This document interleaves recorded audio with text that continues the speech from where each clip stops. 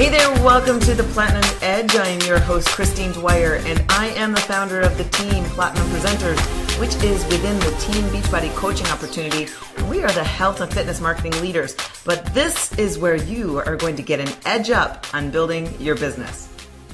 Now, I have a great topic today, and guess what? This is actually going to be a 3-part series because it just needs to be. This podcast would be so long if I focused on talking about it all in one time. So I, of course, divided this up. This is a 3-part series, and it will be all about talking about your warm market, your cold market, and even the tundra. So today we are going to be talking about your warm market and how you're able to build your business either with your warm market, avoiding your warm market. I'm going to go through it all. I'm going to give you the tips. I'm going to give you the benefits. I'm going to tell you what to avoid and really help you be able to build your business, especially if you are in the beginning phases of building it, and see where the advantages are with focusing on warm market, cold market, and the tundra. All right. The first thing as you're getting going in your business is you have to really choose a business opportunity where you feel this is going to be your best fit. Like, this is just not another one that you're trying to see if you can get to work. Because if you are constantly in that cycle of trying to make a home business work and you keep jumping from one company to the next, you're losing a lot of credibility. And you're really building up a sense of failure within yourself. And it then also builds up a sense of desperation. So my first bit of advice as we prepare to talk about your warm market, and which we're going to be talking about today, is make sure that you really try to nail down the one that you're going to live with for quite a while. Now, I know there's a lot of different opportunities out there. And for me, the opportunity that I'm in, of course, this is my lifestyle. So I look at this as a complete projection of my life. I'm in it for the long haul until I'm getting old and done and passed it on to my kids and they could take it over and start being me and being them. That's the way I look at this. This is not something that I'm trying right now and trying to build the maximum in the company, and then I'll move on to another company to build the maximum in that company. Because you know what? I can do that. I would do that. That's just how I function. I function to always be the best me, and I will build the most success in whatever I'm doing. But this fits me because it's my complete lifestyle. It's not just a product. It's not a Band-Aid for a solution. And I'm not trying to sell someone a potion. I am working on helping people fix their lifestyle, to create more happiness in their life, to create more time in their life, to be able to do what they want to do with the people that they want to do it with. That's what I'm doing. I'm really trying to help people to put those puzzle pieces together. And it's not just by one product. There's no possible way one product can make your life be amazingly perfect. So that's what I truly believe in. So my first bit of advice before you actually get started and start talking to people is first make sure that the fit is your best fit, the best network marketing company that you are choosing to do. And now, what really are you doing this for? That's the next question. What really are you doing this for? What do you really want to get out of this? Why do you want to put yourself in uncomfortable situations? Why do you want to go and start to talk to people and try to move them into a new service, a new product, or something that you want them to be a part of? What really are you doing this for? What is your big mission? You got to really define that. Dig deep down into that. And the other aspect is, do you have experience and truly believe in what your company has to offer? You have to have experience with the company, the products, the services. And then do you truly, with deep passion, believe that this is actually what someone needs and that this will actually impact their life? Do you truly believe that about what you have to offer? The products, the opportunity, the services? Will that help someone's life be better? Be happier, be more fulfilled? I'm going to let you in on a little secret now. Network marketing isn't the only profession built on warm market prospecting. I said it out loud. everyday JOBs that you know will fit right inside the can or the box, but they do exactly that. They focus on warm market prospecting all the time. Jobs you know, jobs you have. Hey, guess what? You're probably focusing on your warm market in your job right now. I will bet you money that you've already been doing that. I'll just name a few of them, and now it's going to start to ring a bell. Real estate. Have you ever had any realtor ask you to refer their information off to your friend, or reach out to you and say, hey, let me know if you're ever wanting to sell your house or buy another house because I know a realtor? What about beauty salons? Do they ever reach out to a warm market, reach out to their friend and say, hey, I just opened up a salon. I just rented out a chair at that salon. You should come by. Hey, does your friend still go to that other salon? Could they come over to this one too? Insurance companies, financial services, health clubs. Now, I used to be a part of a health club when I lived up in Rochester, New York. And it was actually a real irritant to so many of the members, and they would complain to me. I didn't do it, but the front desk would always do that. They always hated it that every time they would go to grab their membership card when they were done working out, the front desk person would just hold on to that card just a little bit tightly, and as the person's grabbing it, they would just hold it and say, do you know anyone that might want to come in for a workout or to try the club? Every time. And that would annoy people so much, but it's so common. As we stay in the health industry, I mean, that's my world as a fitness professional. Personal trainers do it all the time. Personal trainers do it all the time, asking for referrals. Group fitness instructors do it all the time too. Hello, I'm so guilty. Referring people to go take so-and-so's class or to be a part of some challenge that they're doing. IT services. Now here's one good one for you. Girl Scouts. Oh, yeah, Girl Scouts. Hey, do you mind? I'm going to have my daughter roam the neighborhood, and if you can, please support her and get those cookies. Now, my husband's a big, huge supporter. He never lets those kids down. He comes with boxes. And I'm like, what are you doing with this? I could go on and on and on, though. Because I know when I was a kid, I was so jealous when I was in high school and we had to sell those candy bars. You know, those ones with all the gooey caramel on the inside, and they were $1 each. Even when we had to sell those blow pops, I remember we had to sell all those. But I was so jealous of my friends who had parents that had jobs where the parents were taking all these candy bars to their jobs and guilting and making their coworkers buy it all for their kid. It happens all the time. So why is that so acceptable then? Because you can get a degree and you have a title now, that you're now a financial investor. So because you have a degree and that official title of in the box, it's now appropriate for you to work with your warm market. It's okay now? Because entrepreneurs are looked at as a fake profession. Is that why? So when someone says that they're an entrepreneur, you kind of laugh it off and joke it like, oh my gosh, they probably make no money. Right? Because that's a stereotype. That's a stereotype. It's no different. That's just the way the world works. Everyone works with their warm market. Even the Girl Scouts. So all of those things I listed have a money transaction and possibly even a contract. So everything I just talked about, all of those different professions, have a money transaction and possibly a contract. But it's still happening. What's the difference then from that person referring you off for that realtor, where you know that realtor wants your business because they want to make money? You know. What's any different from what you're doing now? It's exactly the same. If you don't treat this as a profession, then you are falling and aiding that stereotype that entrepreneurship is just a joke. That you're just trying to get by and fool yourself, but you're never really going to be making any money at it. Here's the thing. When I started as an entrepreneur, first of all, I didn't know I was an entrepreneur. I really became an entrepreneur without even really kind of knowing I was an entrepreneur.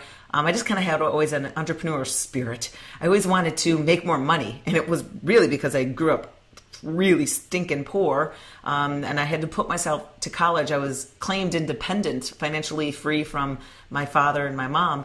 That I had to pay for every part of me going to college. So when I went to college, I had to get scholarships and grants and loans, anything possible to be able to pay for college. And then I had to work a buttload while I was there to try to make money to be able to pay for it. When I got out of college, sure, I had a degree, a silly old associate's degree. That's all I could go for because I had to go get a real job and start making some money to support myself. And I was in radiology. I was an x-ray tech. From there, I can't help my sisters, my 3 elder sisters, be more financially secure with that. I can't x-ray them to make them rich. And when I was a fitness instructor and then becoming a presenter for Shalene Johnson's company, Powder Blue Productions at the time, I couldn't certify my sisters to help make them rich, to help make their lives easier, to pay them back and to support a family member. I couldn't do that. I couldn't help them in that way at all.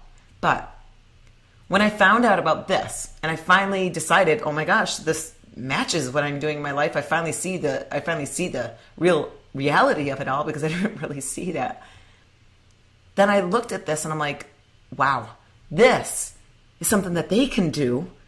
And it's going to allow them to be able to make more money. And they don't need to be a fitness expert. They don't need to have an x-ray degree and go off and do medical sales and applications. They don't need any of that. They can be exactly what they are right now and just add this alongside and be able to make a good amount of money. That was my way to help giving back to my family and my friends, my closest friends. I wanted my family and my friends to be as close to me and what I'm doing in life. Why wouldn't I want to ask them? Why would I want to avoid talking to the people who are the closest people in my life that I love and I love being with and spending time with? Why would I avoid showing them the opportunity that I had available? Now, to be quite honest, I'm quite the bossy little sister. I mean, I'm the youngest of 4, and I don't believe those little charts that say, if you're the oldest, then you're this characteristic. And if you're the youngest, you get away with everything. No, that's not the case. I don't know what happened, but I am the bossiest. I decide. I tell everybody what we're doing. I make the decision. That's just what happens. And I told them what they're doing. Pure and simple. I did. The truth is, and I'm going to ask you this question. Do you think that you could build your business avoiding the people that you know? Your warm market? Yeah, you totally can. But it's going to take you a lot longer. Because if we just jump over to the cold market topic just for a quick second, if you're trying to build your business with people that don't know you and you don't know them, how quick are they going to be in love with you, trusting of you, and want to be a part of your world? It's going to take them a while. They need to stalk you for a while. It's really challenging to build really quick with cold market. And I've had experience with this, and I'll talk about this, of course, when I am talking about the cold market topic. But in my beginning phases of growing this, I worked with a consultant, and she said that I should go and do some paid ads. This was 6 years ago. And back then, I didn't really know them too well, but I followed exactly her advice and I did exactly what she said. And I did. I got a lot of paid ads, but they didn't mean anything. These were just desperate people clawing at any opportunity. It's kind of like, someone who is so desperate for a job and they are looking through Craigslist, the classified ads, and anything that says we'll pay you money, just apply. And they're applying for everything, just waiting for that one person to say you're hired. They don't really even, care really exactly for the opportunity because they just want to make some money. That's exactly kind of what those leads were. They were kind of empty leads. They had no real strength and value. And honestly, all of them that I got, not one single one of them actually took even step one with building this as a business. It was a complete waste of time. So I digress on that because I'm going to be talking about that, of course, later on. So I wanted to answer that. Can you avoid your warm market and actually build this? Yeah, but you're going to be a lot of frustration building up in yourself, and it's going to take you a lot longer, and you're going to create a sense of failure deeper because you're trying to work with people that don't know you, and you're going to get rejected a ton. You are going to get rejected a ton when you avoid your warm market and focus solely on the cold market, which is, say, social media or paid ads, people that just don't know you. You're going to have to get rejected a lot. And the thing is that people these days, they feel that they can say whatever they want and they can kind of cut people. They can really hurt people with their words because they're typing it. It happens so often. So I want you to think about that. All right, I want to go through some benefits then. So what are some benefits of working with your warm market, especially as you're really trying to build your business and getting it started? Well, the first one is practice. This is going to allow you to really have great practice with how you present the business, how you get a new rep with your company started, what do you both focus on. This is where you get your legs, where you build your confidence and you learn a little bit of trial and error in the process. Because the truth is, the majority of your warm market, they care about you and they want you to be successful and they will help you, of course. And if you make a mistake, it's not such a big deal. You can be very honest with them in how you made the mistake or really that didn't work out. It's a great practice because that really builds a level of confidence in you. The second reason why it's a benefit to really focus on your warm market is you can get a leg up. You can actually build your business a little bit quicker by using people that support you already in life. They already love you in life, they support you in life, and you can build your business, get to a different rank level, start to see some income coming through by people that already support you in life. And when you have those little levels of success, that feeds you. You want to do more. That is going to help you really want to get out there. The third benefit is it gives you also then a level of notoriety and social proof that this works. So when you start to get a little level of success, you start to build some rank, you start to get some income, you start to produce what you want to produce, that starts to show that this is actually legitimate. This is working. I'm doing it. The fourth benefit is it buys time for you to help you build your confidence. So again, kind of like with practice, but when you can use your family members to really start to help you build your business, it's buying you time and it's building your confidence level so that you can kind of get a lot of your kinks out, your presentation skills and some of the errors that you'll make so that when you are really going and speaking to people that you don't know very well, you have had a great amount of practice and you've built that time in with your family members. The fifth is a referral and network system. So for instance, your family members, of course, want you, your friends and family, and not just saying family members, but your friends and family want you to be successful. And so they will start to talk for you. Word of mouth marketing is going to start to work through them, even without you asking. But you have now a whole other circle of influence because they want you to succeed. And if they want to succeed, they're, of course, going to be talking a lot more about it too. You're building a community of people, your own loved ones and family members and friends that are working together, and you're building a network. And that's where the referral side really starts to take place. The sixth is this is probably a time that you can easily do a home party or a celebration. Now, to be very honest, I am not a home party fan. Lots of people love them. But when I get an invitation to a sell your gold party, poke me in the eyes, I do not want to go. I don't. I'm like, oh, for reals. Like, more jewelry, come and just buy jewelry, fine. I do it to support my friends. I do it, but I don't want to.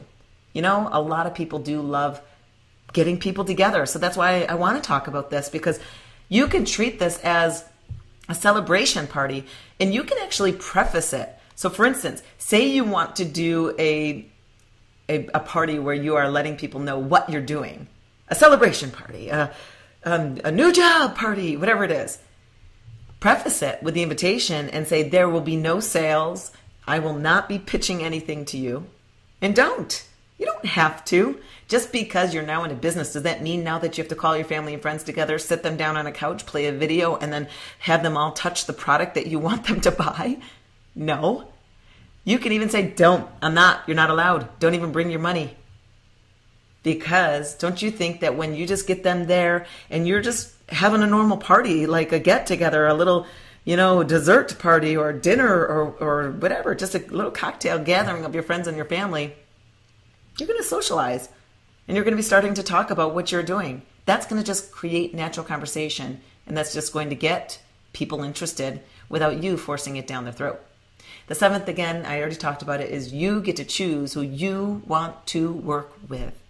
Don't you want to build a life where you're spending time with people that you want to spend time with? Think about it. If you have a job right now, a job, would you and do you really want to go and spend time with all of those other employees in your off hours? Sometimes people do, but it's pretty rare. It's pretty rare for you to want to build relationships outside of the four walls of your job with the people that you're working with. I want to build something where I want to and actually do. I love it. Every year I bring in my top teammates and coaches to my home, my personal home, and for a weekend I spoil them. We do some crazy fun things. We have a blast. These are my top people in my business with me. Some of them have become my ridiculously closest friends, like sisters. Others, I'm inviting them right into my home because I feel that close and connected to them. But you know what? We don't do any business. Like, yeah, sure, we'll talk. But I don't have all right, guys, let's go sit and start doing some training. We don't do that because I just want to celebrate them. And I want to have fun with them. I want to spend time with them. I want to get to know them even deeper. That's why they're becoming so deep and close to me.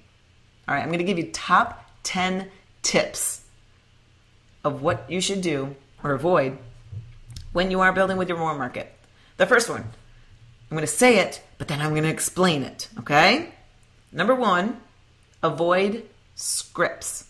No scripts, but everybody says use a script. Okay, this is where I need to jump in. So the problem with scripts is that people get too attached to the script, that they read it and it doesn't sound natural, it sounds robotic, and it sounds impersonal. So I know the network marketing greats out there say use scripts. Now this is how I would like for you to handle it. Have an idea of a script, but don't lock yourself into it. Every situation is a little bit different, and every person that you're speaking with is a little bit different. Their need is different. So if their need might be different, you cannot just can a script over to them. So have an idea of certain types and options of templates. I'm going to call them templates, not scripts, of what you will use when you are speaking with someone. So I honestly keep it like a roadmap, a template. So for instance, one of the options that I use is teaching people how to effectively share the business opportunity with someone without explaining the heck out of it to them. And I call it my 5-point quick chat. My 5-point quick chat is a template. It's a roadmap for your brain to follow so that you don't go off on a tangent or that you don't start talking too much. So it's not a script. It's a template that someone will follow to be able to effectively share the opportunity without explaining and scaring that person off. So that's what I would suggest. The second tip is just be you. That's weird when you try to act like someone else, that you're trying to be something that you're not, or you're trying to pretend like you've had more success than you're not. Your friends and your family know you. They know you. Your warm market knows you. So be you. You don't have to sound uber suit-wearing professional. I get that all the time. I do. I mean, you're hearing I talk slang, and I may not say the best of grammar. That is just not my strong suit. And in some of my emails, sure, I have typos and I may end the sentence improperly, whatever it is. And I had someone that comes to me and they said, that comes across unprofessional. I offer a service where I can go and fix all of this. And I said, no, because that's not me. This is me. People know that I make up my own words and pretend that they're real words. That's just me. And when I first started this business, I actually did conform. It's no secret. I have a deep voice. I do. I don't know if it's all those years of cheerleading or trying to yell over my 3 sisters. I don't know, but I do. I have a deeper voice and I speak with confidence. And when I first started this business, I was told, you have to speak softer. So when I was sharing the business opportunity in webinars, I remember, I should pull up these recordings and watch them again, but I remember changing my voice, changing my mannerisms. And I was on webcam. Hi, this is Christine Dwyer, and I want to present to you the business opportunity that is going to help you change your life. That's not me. I can't speak like that, but that's what I was doing. I was trying to conform to what I thought you were supposed to be. Just be you. The third tip is always put the shoe on the other foot. That is like my motto for everything, because that is honestly how I handle a lot of my decision making with my actions of what do I do in my business or how do people want to be treated. And the real truth of it all is I always look back and say, well, what would I do? How would I respond? Would I be attracted to that? Would I be put off? So always put the shoe on the other foot. How would you feel if someone shared with you how you were going to share it with them? Put the shoe on the other foot. The fourth tip is be honest. Just be honest. Truth always wins. It does. Don't pretend that you've been doing it for longer than you have. Don't pretend that you have reached a higher level of success, a rank, an income number. Don't pretend that you know it all. Don't pretend to be an expert in the field that you are representing. Don't pretend. Be honest. Be truthful. Let them know. Hey, I honestly just got started in this and I'm still learning along the way with this. But what I do know is I've been using this product and it's insane what I'm feeling with it right now. And I just really have to talk to people about it because I really need them to see this too. Or, I'm new at this. I honestly don't know all the logistics, and that's actually the great part about it. You don't need to know every in and out. You don't need to know all the manual and the website. You don't need to know it all. What I do know is this, is that if I just focus on helping people, that's it. Be honest. The fifth top tip, lose the desperation. Lose the desperation. It is so evident when you are desperate. And when that person's decision to say yes or to purchase or whatever you are offering is dependent on everything for you. You really have to go in with a casual, I don't care type attitude if you do or don't. Honestly, seriously, take this or leave it. But I just could not ask you. I just, of course, had to put it in front of you. Probably not interested, but you know what? Well, really change your mannerisms. If you really come across you hope that they'd want to be a part of this because you know how amazing it is, but really, oh, well, it's your loss. Seriously, my life is becoming amazing by being a part of this. Lose that desperation. The sixth tip is don't trick them. Don't trick them. So there's different ways, of course, that you could be tricking them, but one of the age-old ones is, hey, I haven't seen you in a long time. Oh, I'd love to go to dinner. Are you free Wednesday night? Let's go to dinner. And then you get them to dinner and you strap them in their seat. And then you present your business to them. Don't do that. Don't trick them. Don't go around the side and pull a sneaky card out. Don't do that. That's only going to ruin this business and the reputation of this business, but it's also going to ruin your reputation. That's the one thing you could protect is your reputation, your character. Everything is all about you that you could protect. The seventh tip is don't beg them. Don't beg them. Actually, that goes into the desperation. You can't beg them into doing this with you because it makes you look weak. So scratch that. That's with desperation. Here's your 7th tip. Don't guilt them. Hey, I did that for you before. I really need you to do this for me now. It's only going to really set you up for bad karma, bad vibes. 8th tip, don't lie. Talking about being honest, that you've had more success, you're making so much money. Oh my gosh, yeah, I am making money, I am. Well, I haven't added it up yet, but I know I'm making a good amount every week. Don't lie. Just make sure that you are not hiding your experience. Be very upfront. The 9th tip is don't educate them. Don't educate them. Try to school them on everything that you can do, everything that this product does, the success that all these people that they don't know in the business have had. They don't know those people. They don't care. That means nothing to them. Have you ever had a conversation with someone where they come up to you and they say, oh yeah, don't you know so-and-so? And you're like, no, I have no idea who they are. And then they start to going on about how amazing the person is and blah, blah, blah. And in your mind, you're sitting there going, okay, well, I still don't know them. Talking about the most successful people in the business or using the product or whatever, it's not going to change their mind because they know you. So they know what's important to them, what do they have as a need, and how can this apply to that. You don't need to educate them about this whole business. Don't try to tell them how they're going to do it. You have to identify what is their need, what is their goals, and how can this help facilitate that. That's it. A little idea about it. Point them to go watch a video presentation about what it's about, and they can come up with their plan of action in their mind of what they see they can do with it. And my 10th tip is don't mass email. Have you ever been on that string where you get that email from your friend and you're like, oh, so-and-so, they emailed me. And you open it up and it says undisclosed recipients. And you're like, oh. And you read the first line and the line always reads this. Hi, I just joined a fun, exciting company and I totally would love if you would just check it out. Click on the link below.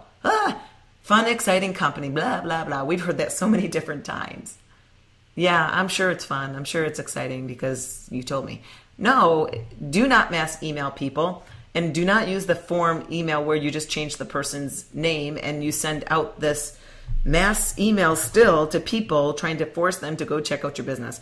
Honestly, in my trainings, I run a training for 30 days for people. I basically forbid them from emailing people about the business. I really teach them to call them, to get on the phone.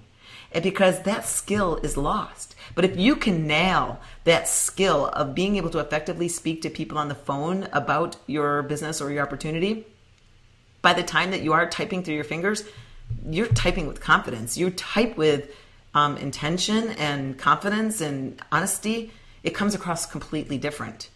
So that's actually a rule of mine. Don't mass email because what do you do? Shoe on the other foot? What do you do when you get an email like that? Doesn't even matter if it's from grandma. You delete it. You're like, grandma, you too.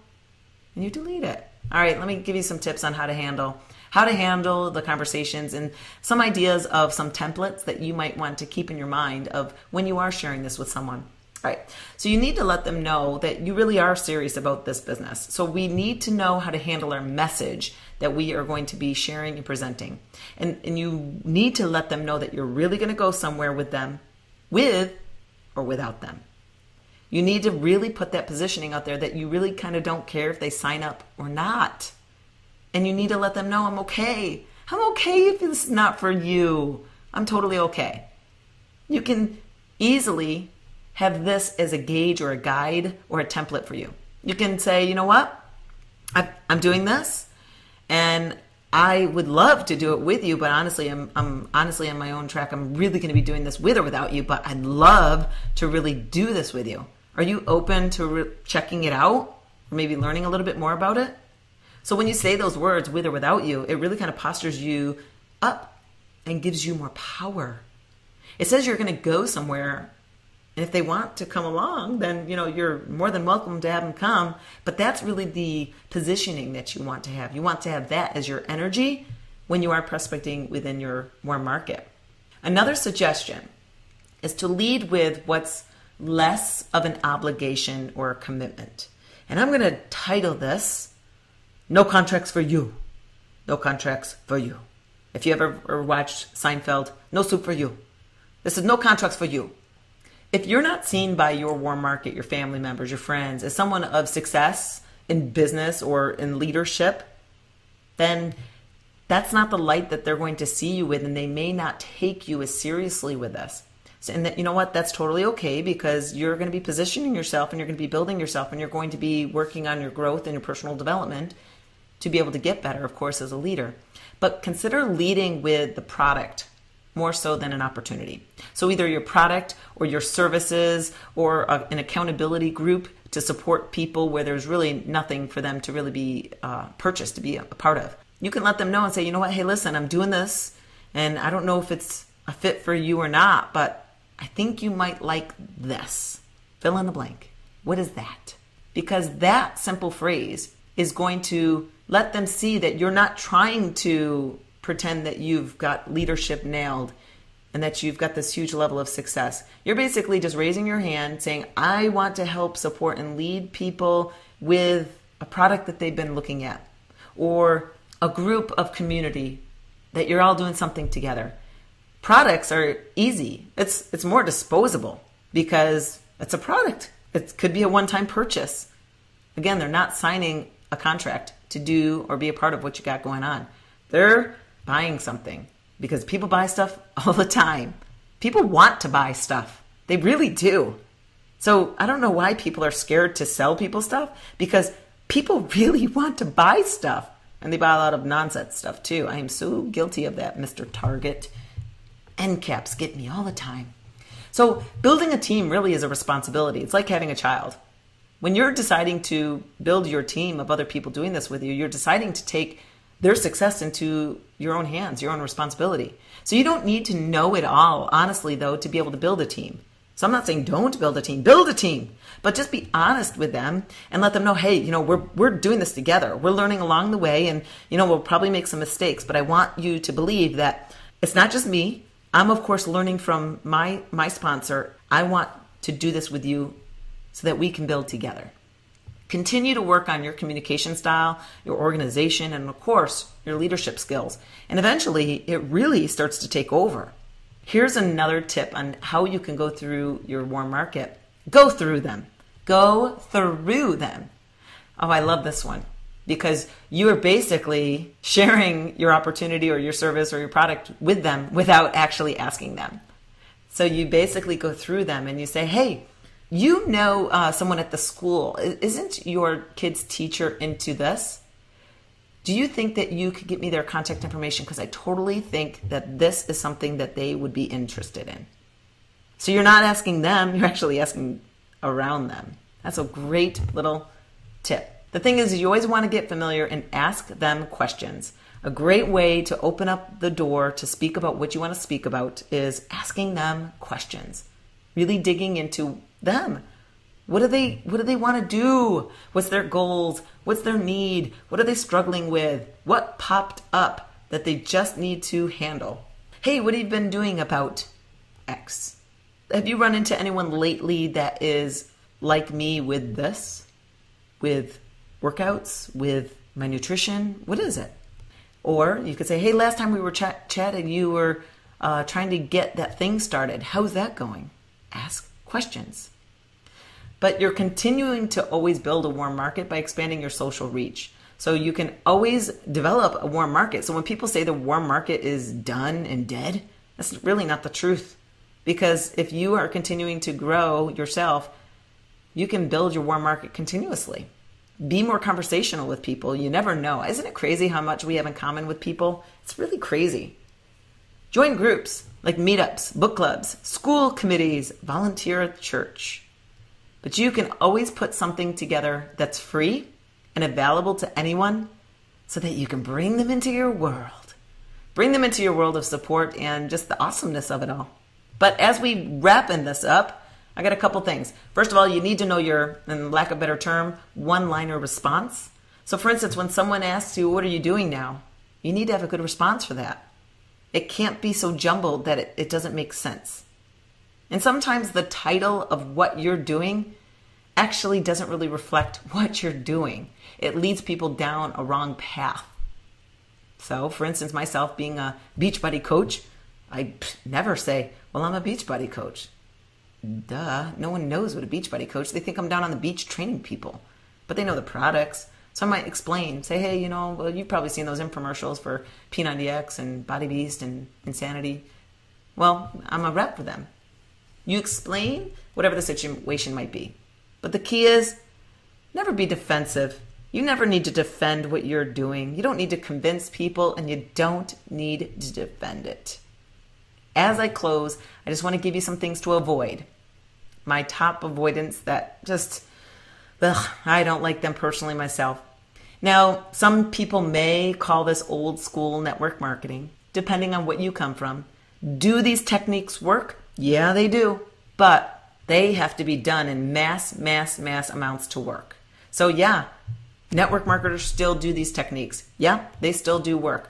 But I'm just going to suggest and say that, for instance, in the business that I'm in, I wouldn't do these techniques because they don't feel good to me. I don't feel connected to someone, and I've had experience where I have done some of these techniques, and it's just like a waste of time and money and quality.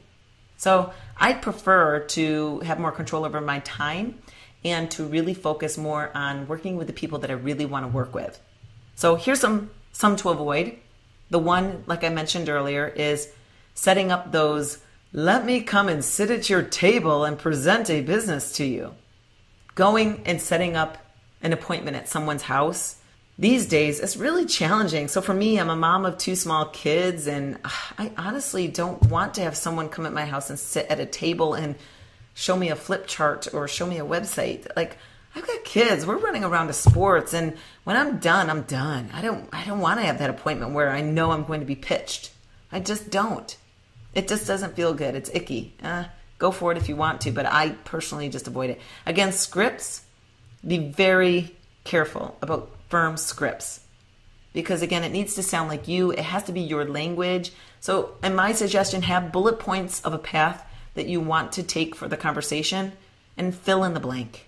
Flyer littering. No, I used to do this. Oh, man. So I printed up stuff, and then I went to the gym parking lot, and I flyered those cars. I'm like, hey, you do it to me in the Toys R Us parking lot, I will do it to you. And I flyered the heck out of windshield wipers. Yep, I did that. And then when I moved from New York down to Texas into my new neighborhood, I was like, I need these people to know what I do. So I created these brochures, and in one rainy night, I went and stuck every mailbox with them, and I got 0 out of it. Like, it's so cold. It doesn't work. Mass emailing, I already talked about that, as well as mass telemarketing. It annoys you. Shoe on the other foot. Shoe on the other foot. But this also will position you as a leader and someone who's seriously going to be making big changes in your life. Make sure you check in because I will be doing part 2 of the 3-part series of prospecting. We talked about warm market today, and next time we'll be talking about your cold market. See you next time, and make sure you tell people about this. Pass on to subscribe so that you can help build your team and have greater success.